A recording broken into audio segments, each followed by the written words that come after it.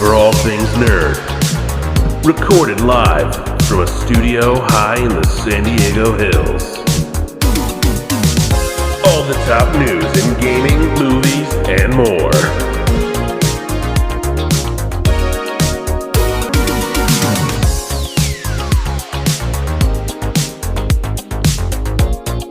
And now, your host.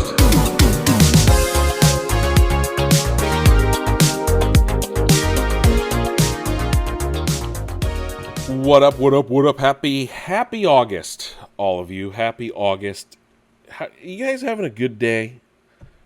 It's finally cooling off here for a little bit. I mean, we're just prepping for El Nino, right? It's apparently going to get wet in SoCal this fall, winter, whatever you want to call it.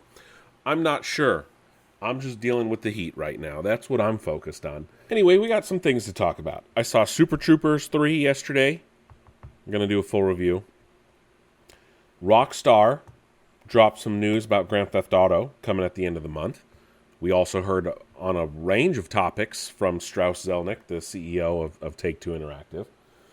And we are going to talk about what's going on at Paramount and the whole WB merger and that nonsense. Jim Carrey will star as George Jetson in the long gestating Jetsons movie adaptation. We are also going to talk about the open revolt at Bethesda lately. Even though Asha Sharma was there today to play the Elder Scrolls. And then, rounding out the top stories, Nicholas Hoult is joining the Harry Potter television show for Season 2 as Gilderoy Lockhart. We're going to talk about all of that and more on today's podcast. But before we get to that, why don't you head over to nixnerdnews.com. That is the one-stop shop for all things Nick's Nerd News. You can listen to the show right in your browser, or you can take us on the go, because I got links, all the links to Spotify, Apple Podcasts, Amazon Music, iHeartRadio, and YouTube. Right? Also, check out the social media tab. We're on Twitter. We're on Instagram. We're on Threads. We got a Facebook. And guess what? YouTube's also a social media site. What? Anyway, let's not waste any more time and get straight to the news, shall we?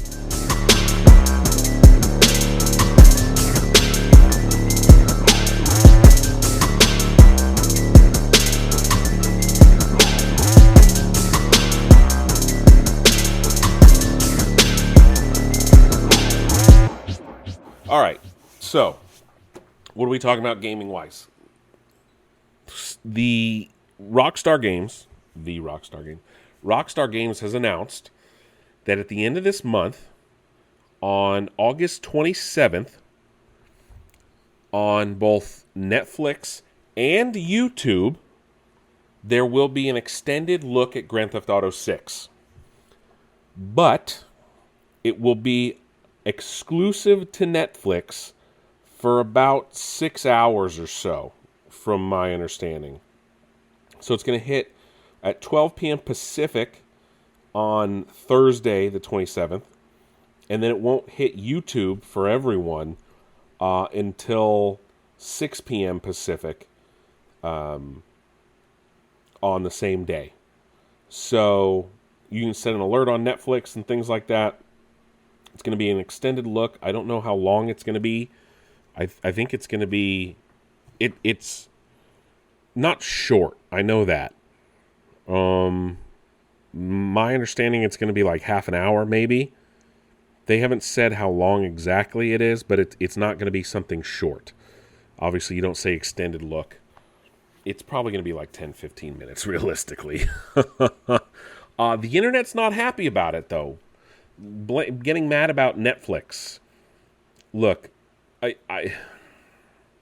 understand that it's paywalled, but only for a little bit. This is not exclusive to Netflix forever. It's literally only exclusive to Netflix for 6 hours. I think everybody needs to dial it back a little bit. Yes, it is a little scummy. I can get behind that. The fact that it's going there first. But it's the same things if it was private at a convention and not released online for weeks, if not months. Right? This is not a huge deal. It's not as big a deal as the internet would like you to think it is, which is normal for the internet. But realistically, it's only exclusive for 6 hours. It will be on YouTube later in the day. How many people are actually going to be home to watch it on Netflix? Right? It's probably going to get way more views on YouTube, realistically. Some people are saying it's forcing people to sign up for Netflix. No, it's not. No, it is not. It is absolutely not. Will this set an ugly precedent? Maybe.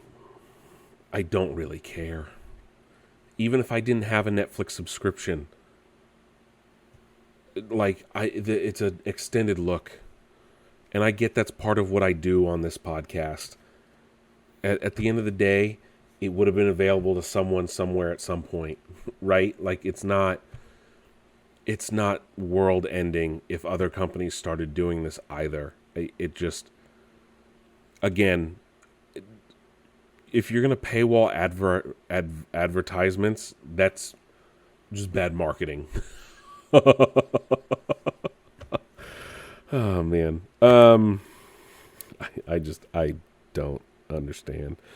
Anyway, the U.S. government lately, this has been going for a year and a half at this point, has continually posted memes and videos and other things using major movie and game franchises, and has been using Pokemon in a very not great way when it comes to Border Patrol, immigration enforcement, things like that.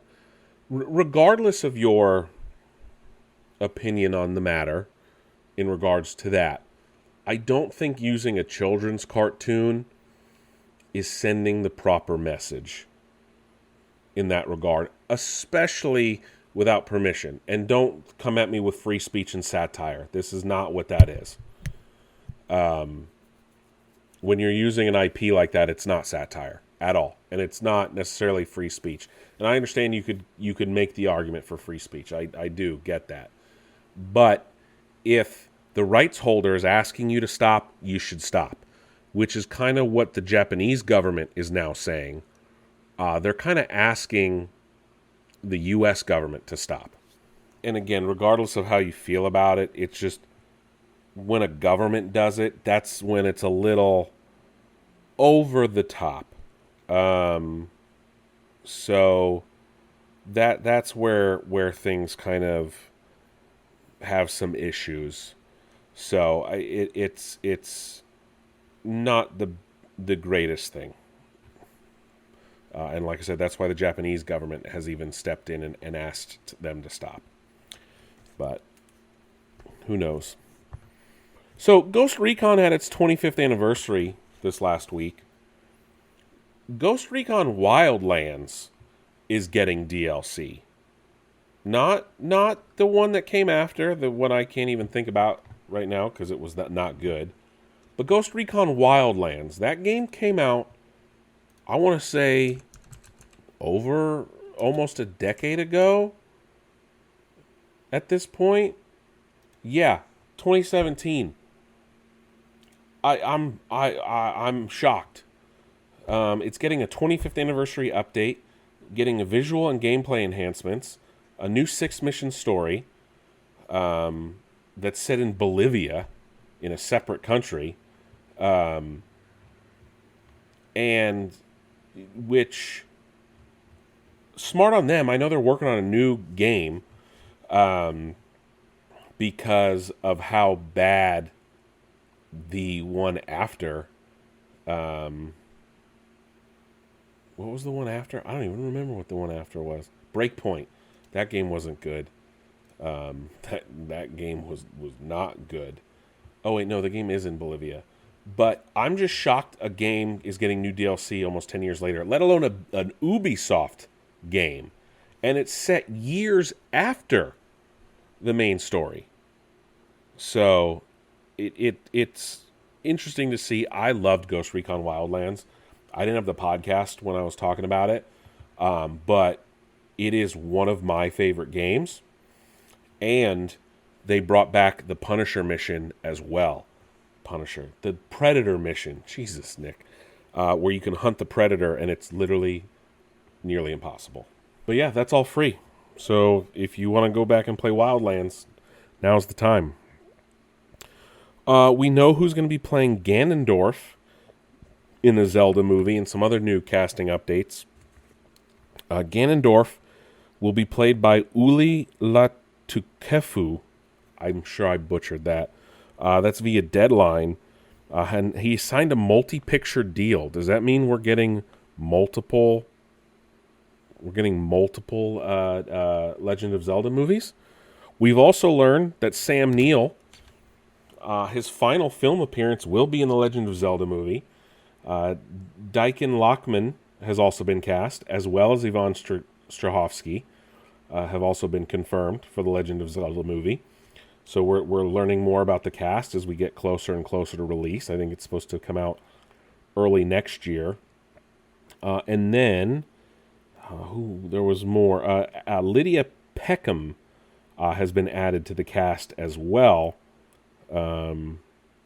She was most recently in one of the Planet of the Apes movies.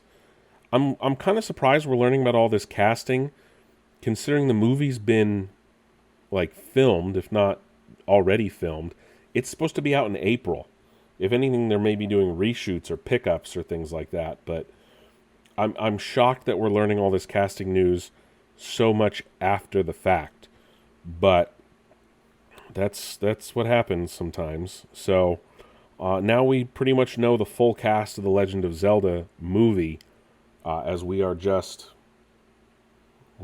8 months away, just about, give or take. So there you go.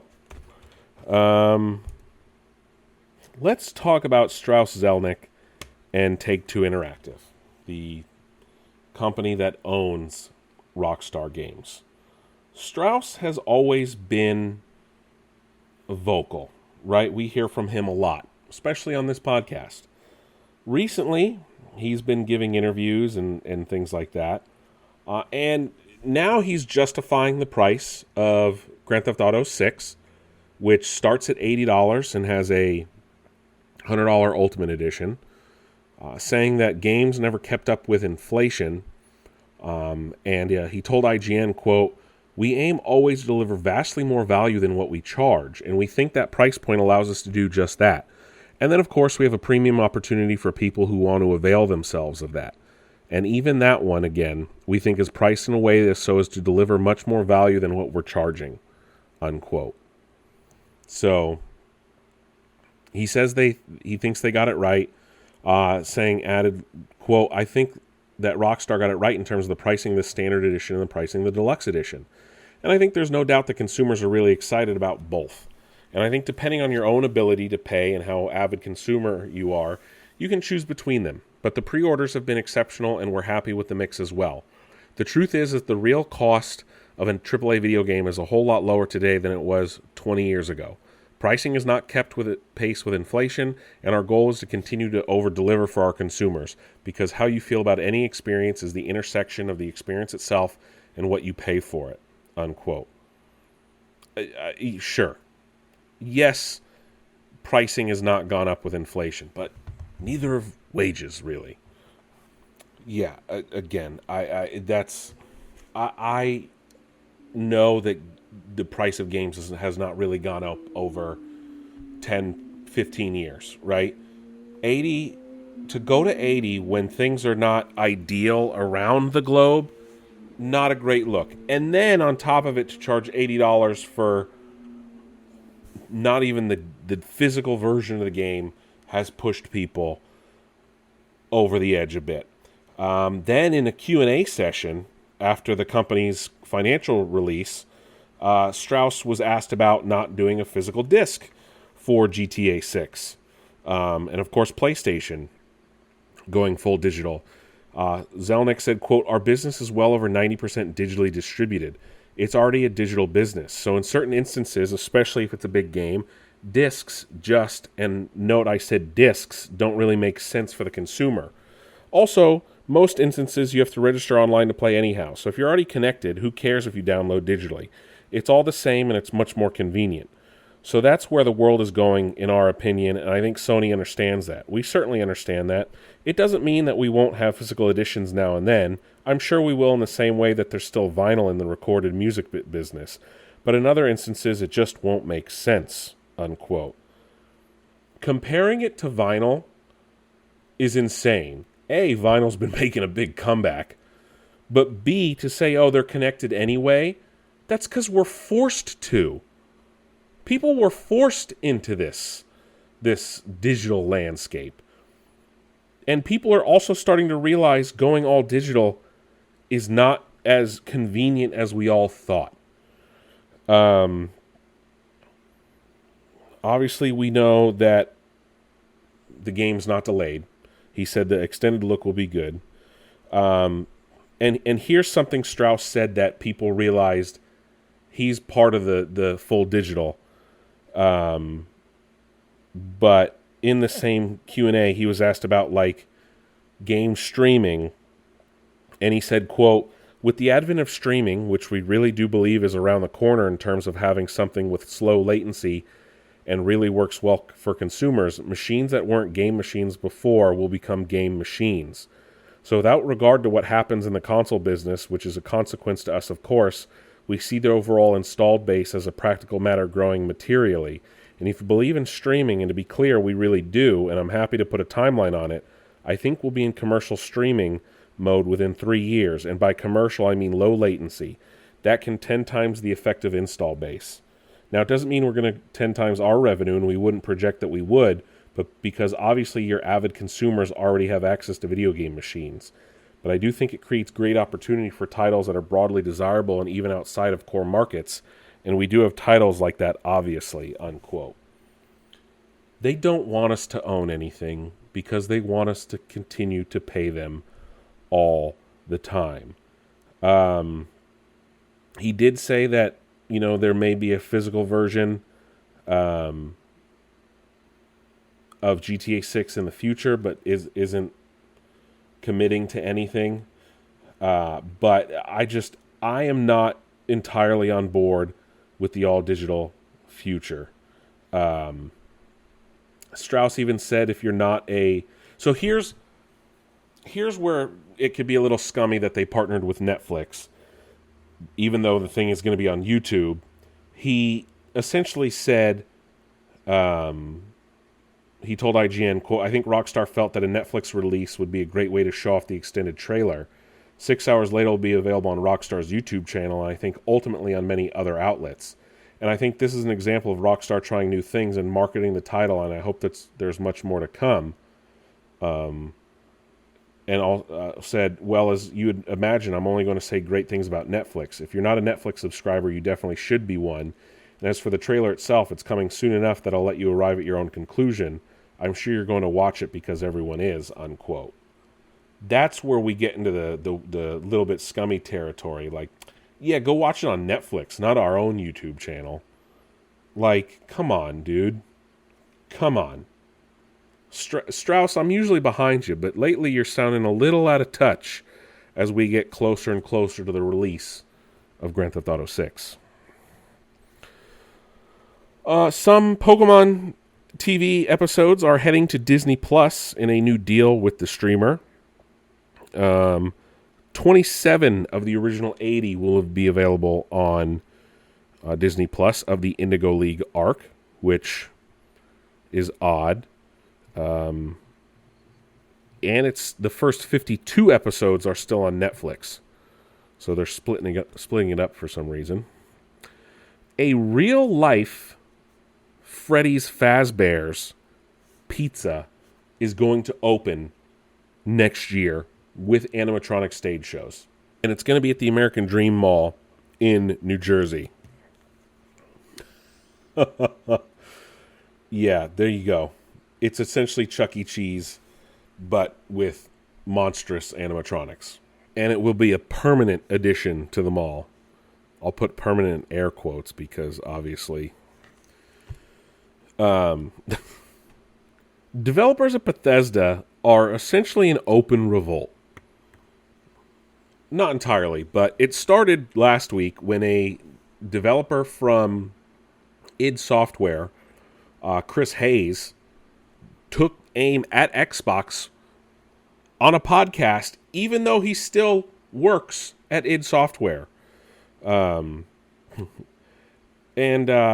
he was on the Auf ein Bier podcast, speaking with Andre Peschke, and said, quote, "It's hard to make a game that is AAA that's like we've done before with half the people. And by hard, I mean impossible. It's hard to make a game when there are entire departments that are gutted that you need, entire disciplines that are gone. So if they've got some kind of new plan for how that is going to work that hasn't been told, we don't know what that is. The reassurances that we're still the same id and we're still going to do things. Well, first of all, we're not the same id. We're half the same id. Id was the people. What made us special was the people and the relationships we have." Unquote. That's pretty damning. Obviously, we know about all the layoffs at Xbox and everything like that. He followed up saying, quote, "Studio management is given talking points on things that are allowed to be said and what is not allowed to be said. It feels like it is instead more reassurances. They don't want more people to jump ship and say, oh, there's no more future in id, so we're all going to leave, and then there's no one left. They don't want unrest. At the end of the day, most of it was just trying to tell us that, oh, no, everything is fine, things will be okay. There's a lot more that went into each of the Doom games that went along. We made bigger and better games, but that's with twice as many people as we had. So we have fewer than we had before, so we're going to make something equivalent to a single-player Xbox 360 game, because that's the size of the studio we have. On ground level, we don't get to know what that is. We can't have guesses just like everyone else. I know that we have serious issues with how Game Pass is done. Whenever we see the financial reports that say there were, poor sales under Bethesda, what's a sale if you have Game Pass? Are you saying that poor sales mean poor number of games sold? Because, of course, you're not doing a game sold business model. They fundamentally don't understand art. They don't. They don't understand art. They don't understand games. They don't understand that business model, unquote. He goes on and on more, but he's calling out Microsoft leadership. Not Xbox, Microsoft. This follows up with an event at Bethesda where Asha Sharma had gone to the studio with other Xbox higher-ups, where she got to play, and they got to play, a build of the Elder Scrolls 6. She tweeted, quote, "Live playthrough of the Elder Scrolls 6, several asterisks this morning. The scale and grandeur are incredible. The story is even greater," unquote. Meaning, she asterisked the title. 8 asterisks is what was there. So we know that the subtitle of the Elder Scrolls 6 will have 8 letters or something. And no, it's not Skyrim 2 like I've seen on the internet. However, while this was happening, employees at Bethesda inflated a giant rat. And it was done so by the CWA union, who, of course, are the union at Bethesda. And, they inflated a giant rat, essentially. One of the representatives, Nathan Hahn, a technical producer and union member, said, quote, "We decided to make our presence visible at the office to show how our developers have been impacted by these devastating layoffs. We're mobilizing to fight back against these layoffs, not just to ensure the impacted Xbox devs and testers get treated fairly, but to remind our company and game studios everywhere that the layoffs like this cannot continue," unquote. Good on them. Good on them. Oh, that's funny. That's funny. Let's see. Steam admits that there was a leak. So you might be getting fake messages about hardware and things like that. You purchased a Steam Deck, Steam Machine, or Steam Controller in Europe over the last 90 days, your information, including your name, address, and phone number, may have been leaked and are at risk via hackers. So just be aware of that if you live in Europe. Let's see. If you are in Australia and New Zealand, you will not be able to play the Halloween game because it didn't get a rating in Australia, and New Zealand won't carry it either, which very unfortunate for those players. I don't know how big Halloween is, though, in either country. Let's talk God of War here real quick. Ryan Hurst, who unfortunately had to exit the project as Kratos after a bicep injury, shared a behind-the-scenes photo where he looked way more jacked than whatever behind-the-scenes photo that Amazon put out. And everyone's wondering, like, why did Amazon even put out that shit image if this is what he was really looking like during filming? Which, yes, I agree. And then Christopher Judge, the voice of Kratos in the most recent games, spoke out against video game adaptations when they don't hire, the game writers or fans of the games. At Fan Expo, he said, quote, "My problem with all game adaptations is you have this pre-existing successful property, and the first thing you do is not hire anyone associated with it. The Last of Us, love Pedro. Were they better than the game cast? I saw a stage reading that they did. It was unreal. I have no idea why you don't take that cast, those writers, especially when you're going to do episodes that are shot-for-shot remakes of the game. When Amazon announced the God of War and they didn't hire any of the God of War writers, what are you thinking? These guys have been immersed in this world for 20 years, but someone's going to know better?" Unquote. Now, that's not entirely true, because Cory Barlog is an executive producer on the show for God of War. Neil Druckmann, who created The Last of Us, was the showrunner, writer, and director of, The Last of Us. So that's literally what he's talking about. So I don't know if Barlog is that deep on God of War. And obviously, people wanted Christopher Judge to play Kratos, and that didn't work out. But, which is weird that even when, Hurst had to drop out, they still didn't go back to Christopher Judge. I don't know. A new PlayStation was announced. This in theming for Wolverine. Several new versions of the console were announced with Wolverine theming and controllers and things like that, but only on the newer model, the PS5 Slim and Pro, and with the disc thing. There's a yellow option as well as a silver option. And speaking of custom stuff, Xbox today announced new Gears of War controllers, one of which is 3D molded and printed to look like an emergence in the middle of the controller. That is a special edition, limited edition one that's $90. And then there's also a non-printed version that features locust skulls and things like that. But two different limited edition controllers. The second one with the skull and lancers is going to be on Design Lab and will feature extra customization as well. Those both launched September 30th. And I wonder, there's leaks of a third Elite controller floating around. I wonder if they're going to announce all that at Gamescom later this month. So, Steam has announced it's going to be adding SteamOS to new devices beyond the Steam Deck and Steam Machine.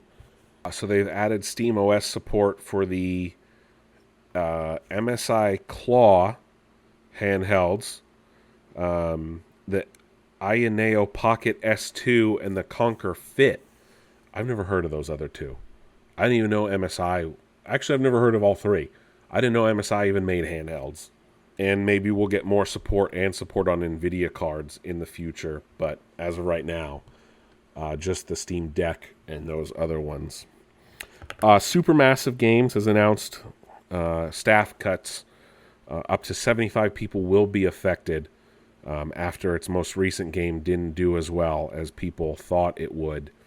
The studio said, quote, "It's a difficult process, difficult decision to begin a redundancy consultation process, a necessary step to help ensure the sustainability of the company.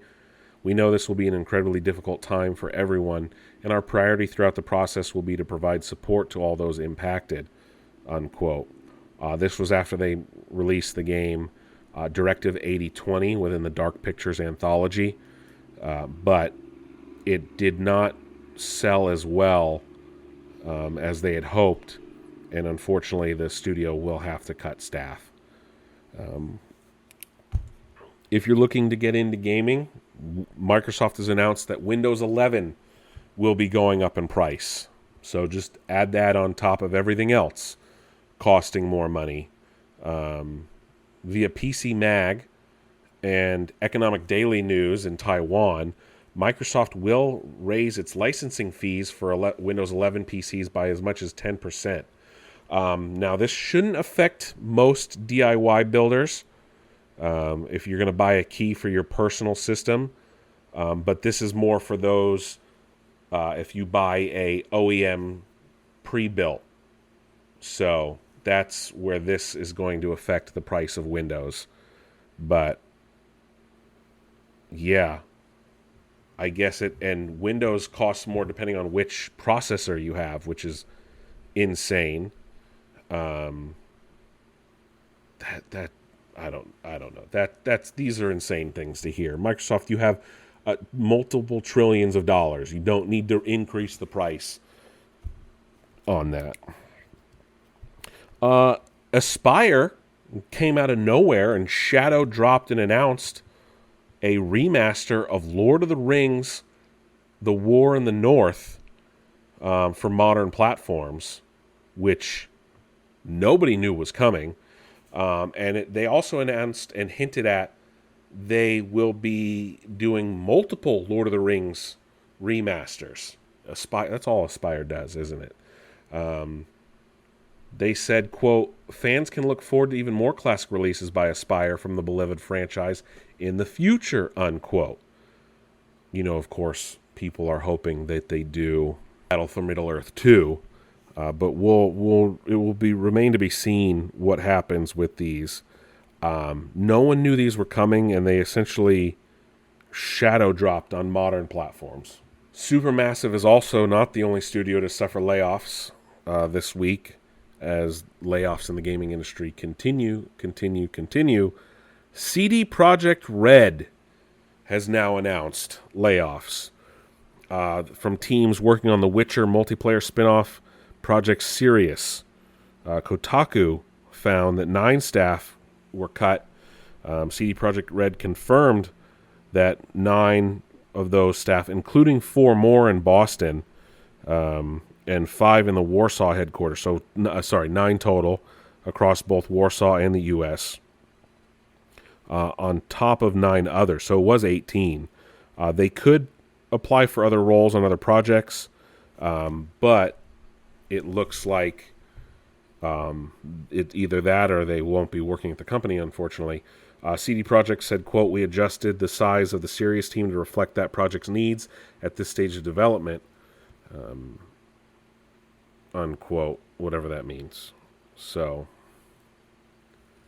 I didn't know they owned the Molasses Flood in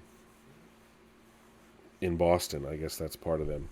So, and again, they haven't had layoffs in several years. So, it's odd to see a successful studio lay staff off. But it looks like they're not working on The Witcher 4. Also, Ghost Recon Wildlands is not the only old game. I say old in quotation marks because the next game isn't that old. But Ghosts of Yotei is getting new expansion, survival mode, and more as part of a new complete edition of the game. Andrew Goldfarb, Senior Communications Manager at Sucker Punch, said that on October 1st, Ghosts of Yotei will get a new narrative expansion, a single-player combat survival mode, and quality of life updates. So the new expansion is called Echoes of Sekigahara, and it will be split between present day and flashbacks to Atsu's time on the mainland, the character Atsu. You'll meet several other characters as well. The survival mode is called Most Wanted, and it will be a roguelike type spin-off where you can accept bounties to start new runs, take down enemies, earn you perks, you can unlock additional characters to play as, things like that. This will be a new complete edition, which will retail for $70, include Echoes of Sekigahara and Most Wanted, the base game, online co-op, and you'll be able to, if you do buy the complete edition, which is available now, you'll be able to play the game, but on October 1st, those expansions will be added automatically.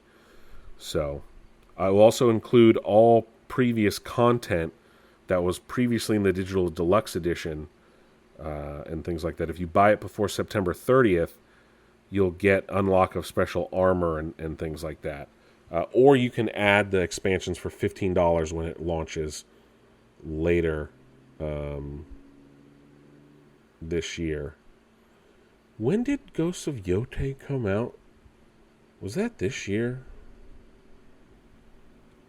No. Yeah, that came out last year. I called it an old game. It literally it hasn't even been out a full year yet. I amaze myself sometimes. Anyway, final bit of gaming news. Guess what? Amazon's using Twitch to train LLMs. Haha, look at that. You're automatically opted in, but you can opt out. You just don't have the option to start it or not. It just gets put in. So a new feature is a new setting that's called Training for Generative AI. Is deep in your user settings, and it starts with, quote, allow your channel content to train generative AI content models at Amazon, unquote. And it's enabled by default. You can disable it. You have to go to the Security and Privacy tab of your Twitch user settings and uncheck the Training for Generative AI toggle. This will turn off Amazon from using your account to train it. Kind of scummy and sketchy that it's on by default, though. Guess it's part of those terms and conditions that you signed. And that's where we will end our gaming conversation today. Let's head on up to Hollywood and see what's going on up there, shall we?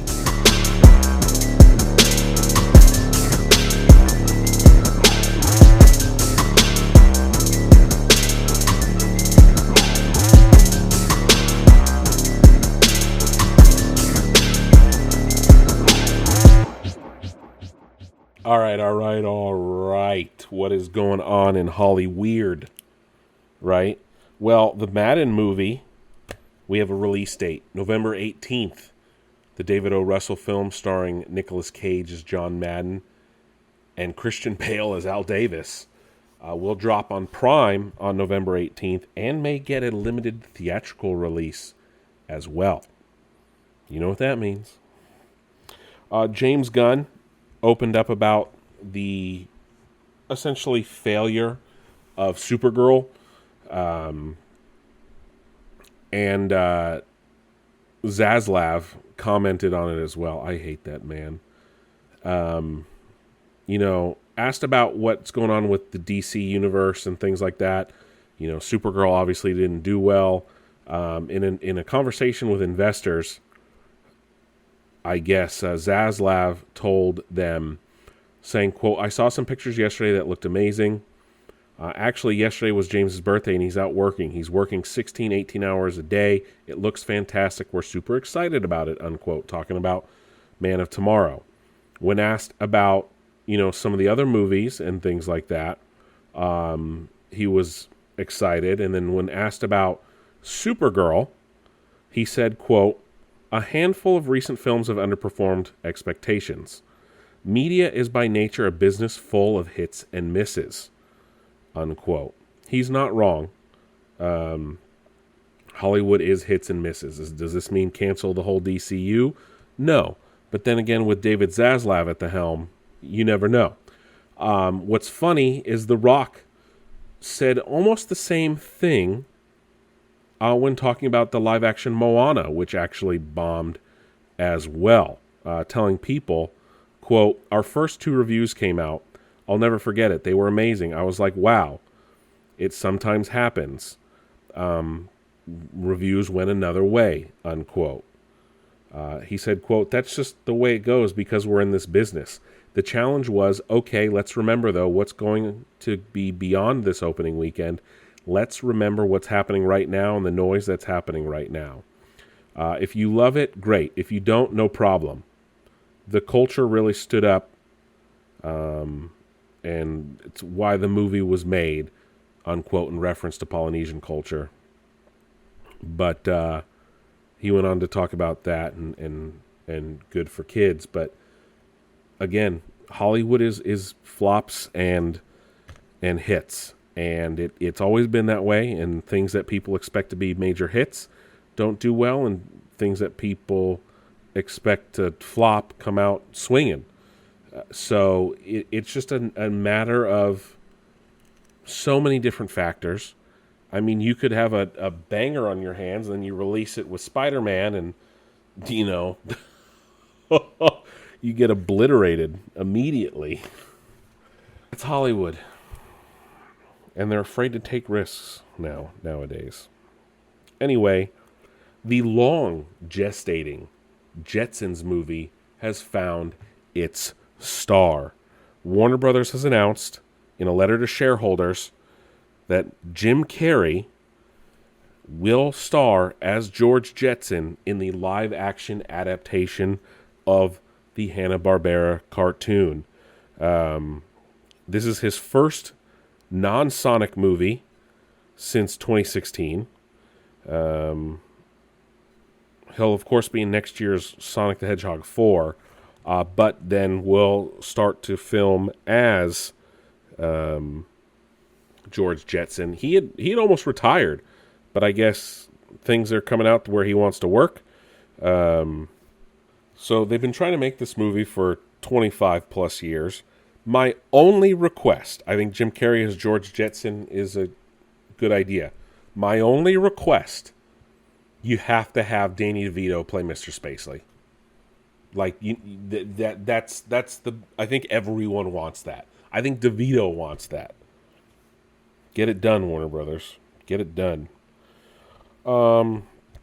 Swapping over to Marvel, we learned, of course, that Samara Weaving would be playing Emma Frost in the upcoming X-Men reboot within the MCU. We now have our Cyclops. Kit Connor will star as Cyclops in the Jake Schreier movie. This is via Deadline. Not much is known about him. He is a newcomer. So, yeah, that'll be very interesting to see how this cast rounds out as we learn more. I'm sure D23 will have a full cast announcement. Gareth Edwards is stepping away from the Jurassic franchise. Apparently, him and Universal have creative differences over where a potential Rebirth sequel would go. And The Hollywood Reporter had the scoop that Universal said, quote, "We had an incredible experience working with Gareth on Jurassic World Rebirth," unquote, but it looks like they're not moving forward with him. We do not know if ScarJo, Mahershala Ali, and Jonathan Bailey will return. They are expected to, but again, we don't know. While it wasn't as good as some of the previous entries in the franchise, it still made almost $1 billion. So I didn't care for Rebirth that much. I don't even remember what I gave it last year. But I know I gave it a 7 out of 10.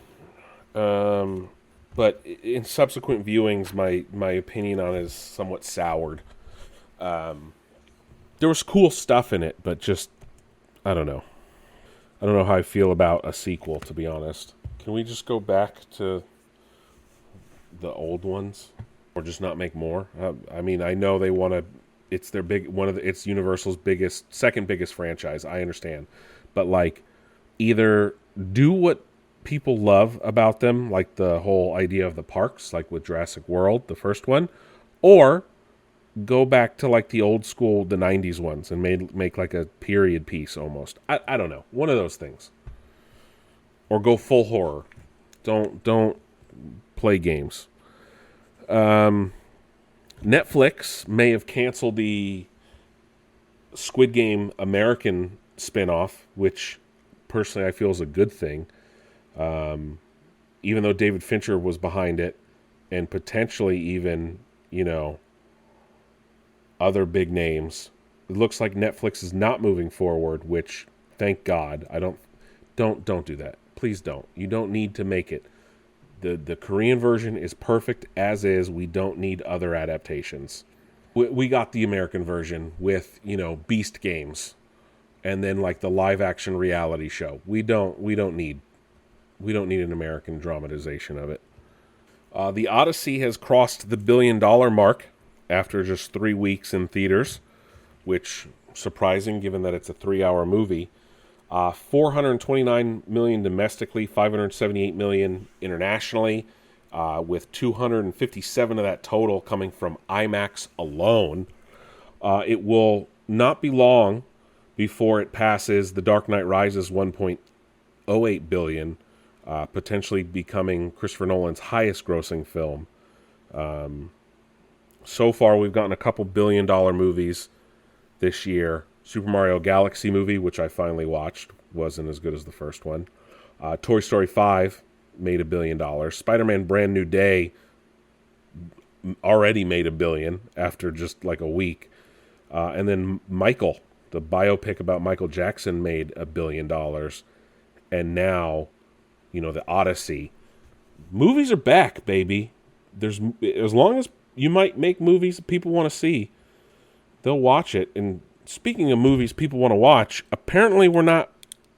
A third Mortal Kombat movie is not set in stone, which that doesn't make any sense. Simon McQuoid, who directed Mortal Kombat, has thrown some water onto the fire, apparently. So, was asked about a third one by The Wrap. He said, quote, "I think it's still going through its life cycle, so I don't know yet. I'm not sure," unquote, on if he would come back or if there is a third one. The second movie didn't make as much money as I think they were hoping. Obviously, there was a huge gap between the first and second one. But McQuoid followed up saying, quote, "Well, I feel like there are other stories that I want to tell that aren't necessarily in Mortal Kombat, and I have multiple things in development, one of which we're just casting now, and that's not Mortal Kombat at all. Something that is in the real world and very much a deep dive into a singular character and character study. I'm excited about it, but I never wanted to close doors. I'm just always trying to open doors," unquote. So that means if there is a third movie, he more than likely will not return as director unless it seems like it works out for him. But he's not closing the door entirely on it. Netflix has announced it's delaying the 5th season of The Witcher again until next year. This, of course, will feature a new version of Geralt as played by Liam Hemsworth. It will not air until sometime next year. It was expected this year, but we don't have any other time frame or anything like that. This is all hearsay at this point, but I don't think that show has a lot of life left in it, realistically. Will The Simpsons ever end is a serious question, especially as the cast continues to age. Well, one star, Nancy Cartwright, who of course voices Bart and several other characters, thinks that it may end with the upcoming season 40. She said she was asked on the Inside of You podcast with Michael Rosenbaum, great podcast by the way, if how long The Simpsons will run, and she said 40. and asked again, does that mean it will stop at 40 seasons? She clarified saying, yeah. And Rosenbaum asked if she was sure. She said, quote, "That's my opinion," unquote. So, again, that's her opinion on it, not necessarily the truth. It's been running, of course, since 1989. But again, the cast is getting older. Not everyone who voices a character on The Simpsons is a young, spry voice actor. The 38th season is about to air. We're getting a second Simpsons movie next year. She did clarify, though, that as long as people are still kicking and running, she will absolutely keep voicing Bart and more, as long as it gets renewals. But as of right now, Fox has only renewed the show through season 40, which is expected to premiere in 2028. But let's see what happens in the next few years. Well, the inevitable has finally happened. A Star Wars and Marvel Comics crossover has happened, considering Disney owns both. Starting in January, to also celebrate the 50th anniversary of Star Wars, a Kevin Smith will write Star Wars Marvel Hope Assembles, which will see the heroes of the Star Wars teaming up with the heroes of Marvel to face the villains of Star Wars and the villains of Marvel. We don't know much about it, but like I said, Kevin Smith, super fan, will be writing it. Art will be done by David Marquez, who did Ultimate Comics Spider-Man. It will take place within the Marvel continuity and canon, not within Star Wars, which makes sense. I don't know. It starts in May, again, to honor the 50th anniversary of Star Wars. And speaking of Star Wars, Ewan McGregor wants to play Obi-Wan Kenobi forever, essentially. Speaking with E! News, when doing some press for his upcoming movie, The End of Oak Street, was asked about Obi-Wan Kenobi and things like that, and if there were more stories, he said, quote, "I'm ready whenever they are. They just seem to not be ready, but I'm up for it. At the end of the Obi-Wan series, I'm walking off into the desert. I've decided to leave. I've realized I can't keep the pressure on Luke.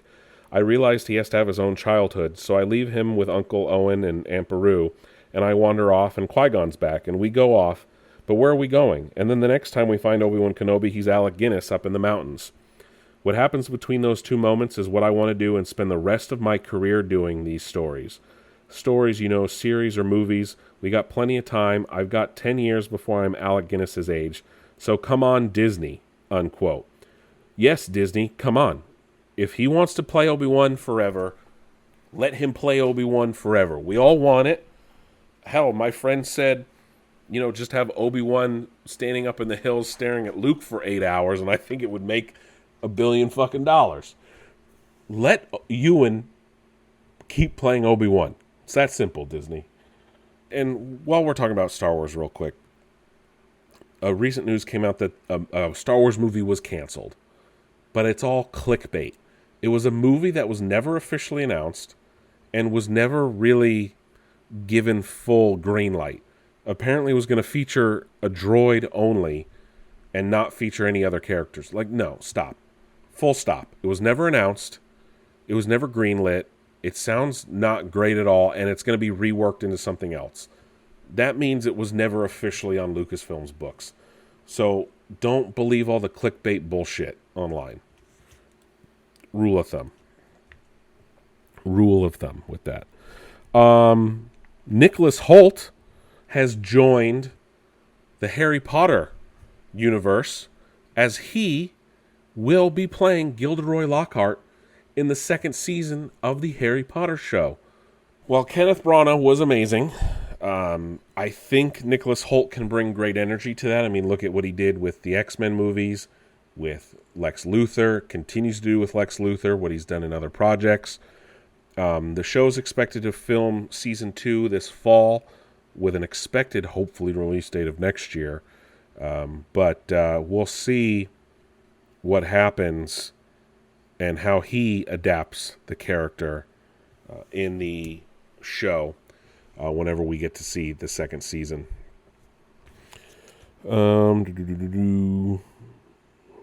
Gibson still wants to make a fifth Lethal Weapon movie, and yes, please do it, even if they're all getting too old for it.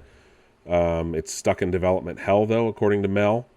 But please, please, please, we need it. Even if they're old, retired officers.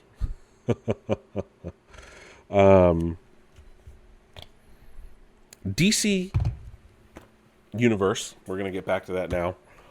It looks like they've scrapped some television that they were planning on. And no, this doesn't mean that the DC Universe is in trouble. But the Ankler, who I'm starting to see their articles pop up, never heard of them before. DC has killed 2 projects that were announced and some that were not announced. They will no longer be moving forward, allegedly, with the Paradise Lost show centered around the Amazonian warriors on Themyscira and whatever could be with Wonder Woman. And then Entertainment Weekly, though, says it could come back in the future at some point. And it looks like they're scrapping the Amanda Waller television show starring Viola Davis. That I will not stand for.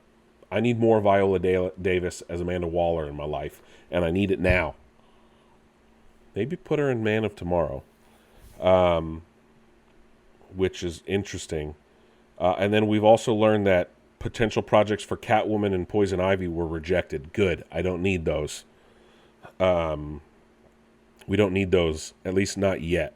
Please do not give me Batman villains without a Batman. Full stop.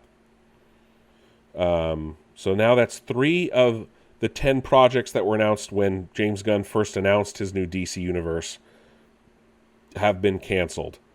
The Authority, Waller, and Paradise Lost. The Batman movie, The Brave and the Bold, has probably been pushed back because, Matt Reeves' Batman story. And then we don't know anything about the Swamp Thing that was announced. We don't know if James Mangold is still doing it and other things. Booster Gold series is still in development, even though its creative team is being changed. So, the Poison Ivy TV show and Catwoman show were pitched, but are not going forward, which is fine. I'm happy with that. Unless it was going to be a Zoe Kravitz one. But even then, I don't really need that either. So let's just wait for Man of Tomorrow and then go from there. All right? And maybe get a 3rd season of Peacemaker. And now, before we review Super Troopers 3, I want to talk about news out of Hollywood in regards to the Paramount and Warner Brothers merger. Obviously, we know that a lawsuit was filed stopping the merger.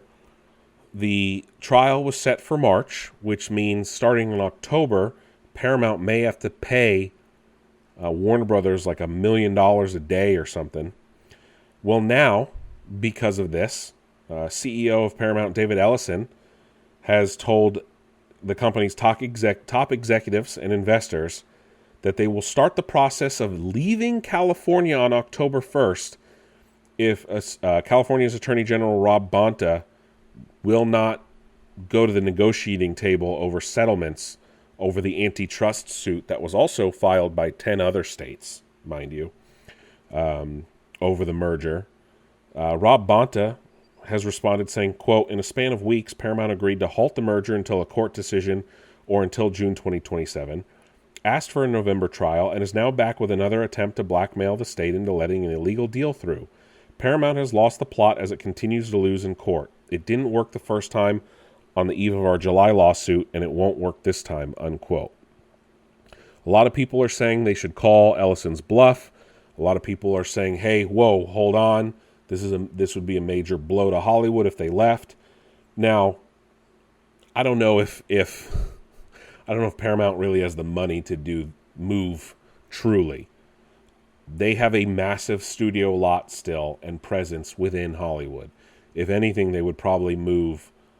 They would start the process of a move, but it would take years. And I mean years if they really wanted to move the studio. It's about 20 states that are suing. And like I said, October 1st, Paramount has to start paying Warner Brothers $7 million a day in regards to the deal. Deadline is reporting that Ellison was empathetic and does not want to move or relocate, but they don't feel welcome in California anymore over this battle. They've even expressed ideas to float. This is all over CNN, realistically, and other things and political things, obviously, due to, David Ellison's closeness with the Trump administration, with his father's closeness with Trump and things like that.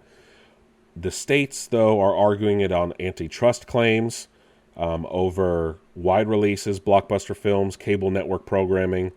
David Ellison signed a deal or a promise note to theaters saying that they're going to do 30 films a year. That's crazy. They were put it in writing and things like that. But again, I don't know. I am not. I used to be on board with Hollywood consolidation. Not so much anymore. And I'll own that I was a fool to agree with some of it in the past. And obviously it's not working out anymore. COVID changed Hollywood a lot, realistically. And also, Paramount would have to pay a $7 billion termination fee if the deal ultimately gets canceled or anything like that. But unless they renegotiate, Warner Brothers can walk away from the deal before June 4th if it's not closed. But this is ridiculous. It's all blackmail and he said, she said, and BS. Again, it would cost hundreds of millions of dollars in years to move Paramount. And he also threatened to move Warner Brothers if the deal closed. Like, come on, dude. You can't. These are 100-year-old studios and businesses. You can't just pick up and leave. Though what remains to be seen is if this will help Paramount or if this will only make things worse for Paramount. And that remains to be seen. Ultimately, what will happen, we don't know. But let's talk about Super Troopers 3. I watched it last night, and I guess it had a smaller budget. I thought it had a bigger budget than the second one. But it looks like it might have had actually had a smaller budget. But the movie looks a lot better than the second one. The second one felt, I don't want to say cheap because they filmed it with like crowdsourcing and stuff. But, oh, sorry, that's the box office. It hasn't made a whole lot of money. But again, I don't know what kind of, which is weird because I was telling friends I was going to see it and they looked at me like, it's coming out? What? People knew it was coming, but they didn't know when it was coming, which is not great. They made about $5 million. I don't know, again, what the budgets are. They never announced it. And the second one had a budget of about $13 million. So again, it will remain to be seen what it ultimately makes. The second movie made about $40 million. But again, the third one it feels so much better. It feels like a more well-produced movie. And I liked the second one. I watched it recently, still held up, still funny. But watching the third one is leaps and bounds better in every way. And this feels more like a sequel to the original than the second movie did. And I still can't believe it's been 8 years. 8 years since Super Troopers 2, which, funnily enough, came out just before the podcast started. So it was almost one of the first movies I reviewed on the podcast. Surprisingly, it wasn't, because again, it came out before I started it. But it felt more cohesive and less childish in a way. Obviously, Broken Lizard are the kings of making somewhat childish humor. I have seen pretty much every one of their movies, and I have loved it. The only thing I never got into was Tacoma FD, and I started watching it, and I liked it, even though it's not really them. I like Club Dread, love the original Super Troopers. Dukes of Hazzard is technically a Broken Lizard movie. It's okay. Obviously, Beer Fest is a pinnacle. Slammin' Salmon, underrated. Freeloaders is technically one of their movies, but not entirely. Baby Makers, kind of. Super Troopers 2, great. Quasi could have been better. Could have been better. Or Quasi. It's based on, Hunchback of Notre Dame. But realistically, this one is so much better. The cinematography is fun. The story, it really tells a story of like them getting old, them versus the future. And it tells it, for a comedy, it tells it well. But there are parts that come off really cheesy and really cheap. It's like they blew all their money on the first half of the movie and ran out by the second half. They still got it, though. And the jokes are fun. I was laughing for most of the movie. None of them are groan-worthy. Nothing cringe or anything like that. Obviously, comedy movies are in a different place now than they were 8 years ago, than they were 25 years ago when the first movie came out. But it was fun. Like I said, all three movies, though, have this weird, like, switcheroo plot, twist ending, what you don't expect.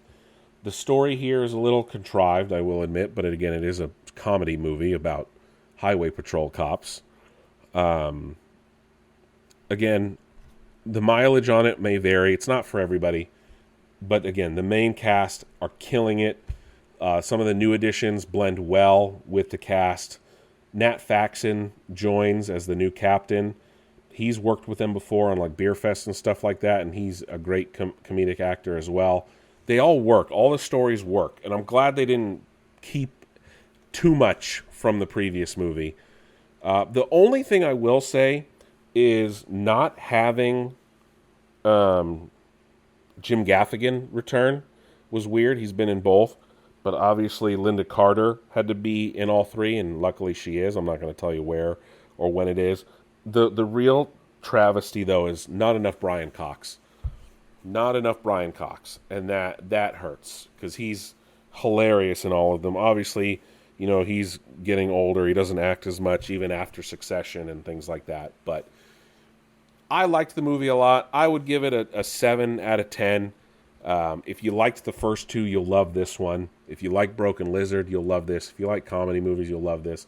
Not for everybody. I went, and the theater was kind of empty. Hopefully it starts to make more money. I don't think we need a Super Troopers 4, even though they jokingly tease one at the end. I'd rather they be able to make Pot Fest or Beer Fest 2 or whatever they want to call it. But Super Troopers 3 was fun, and I enjoyed it a lot, and I'm happy they made a third one.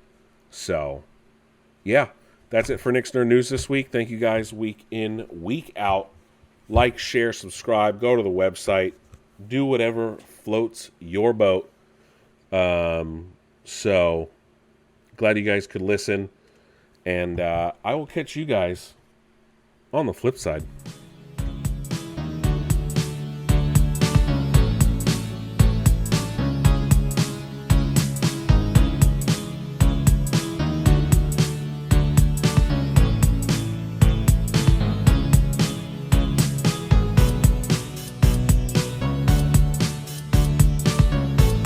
Thanks for listening to Nick's Nerd News. I'll catch you guys